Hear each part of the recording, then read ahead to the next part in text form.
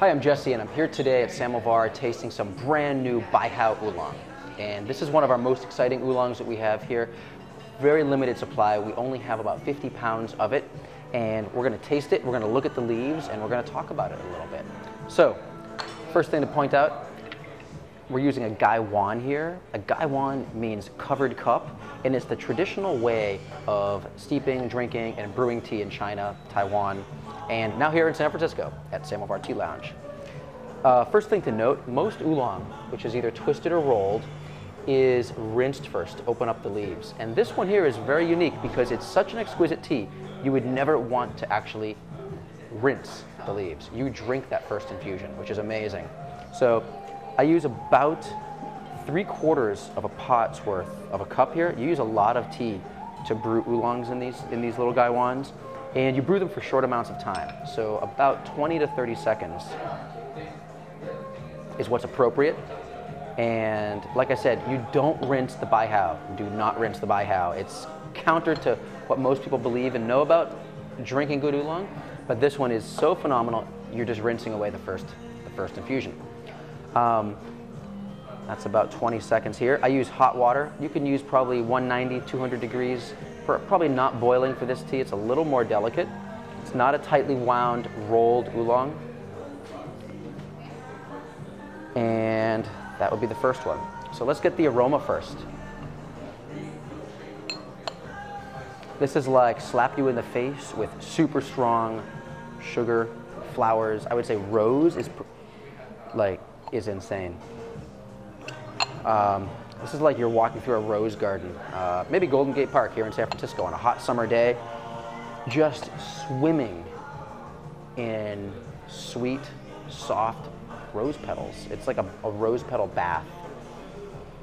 I would say after aromas of some Japanese sweet potato, get a little bit of starchy, creamy quality.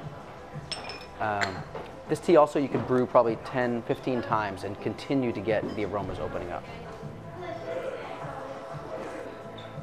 You guys can go. Sorry. And first infusion also, it's clean, it's light. You're not going to get the full body of what this tea is about in the first infusion. But you have this crisp sweetness, which is unmistakable and really special for this kind of tea. So I'm not going to drink this whole one here. We're going to take a moment also to look at these leaves. I'm going to give this one a longer infusion, maybe 45 seconds, and talk a little bit about this tea. So this is from Hsinchu County in Taiwan. And what's so good about this one? It's really the leaf quality. It's not heavily oxidized. So actually, Eric, maybe you can bring the camera over here. I'm going to talk about this one. You can see first the dry leaves as we look at this here. And we talk about consistency, and at first impression you might think this is not an ultra consistent tea, but in fact it is. It's basically what you see is repetition of these leaf styles. So we have a lot of actual Bai Hao, little white hairs. You have some oxidation here, some very dark, some less dark, all fairly similar leaf size, which is traditional to this kind of tea, and minor twigs. So the twigs provide some sweetness.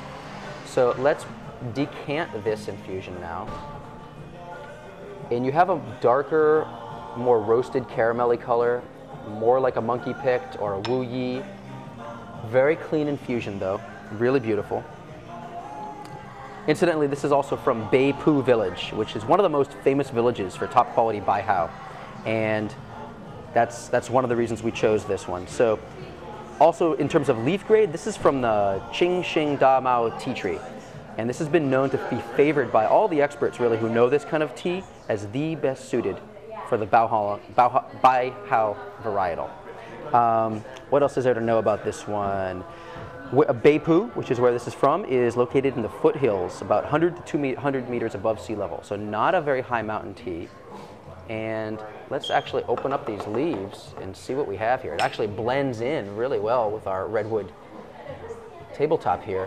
And we like to use a lot of tea, so this tea just explodes beginning to come out of this pot. But that's the right way to do it. You use a lot of tea, you brew it for a short amount of time, and you get a super in-your-face, intense, floral, sweet, aromatic insanely good tea. So there's actually some green in here, and like I said, it's lightly oxidized. A lot of Bai Hao has been overly heavily oxidized, and that's not as much fun for us. So we like the subtleties and the uniqueness that you get out of more sweetness and low acid style tea. What else should we talk about this tea? Pretty much I would say, again, just to point out, you don't want to use boiling water. So 212 degrees would be too hot. You'd kill this tea. You also don't want to rinse it. And this is a hand-picked tea, like all of our teas, handmade tea. So super delicious, really sweet, very unique. And I'd say cheers to the Bai Hao. We're really excited to have it. So hopefully you have a chance to test this one out and enjoy it yourself. Thank you.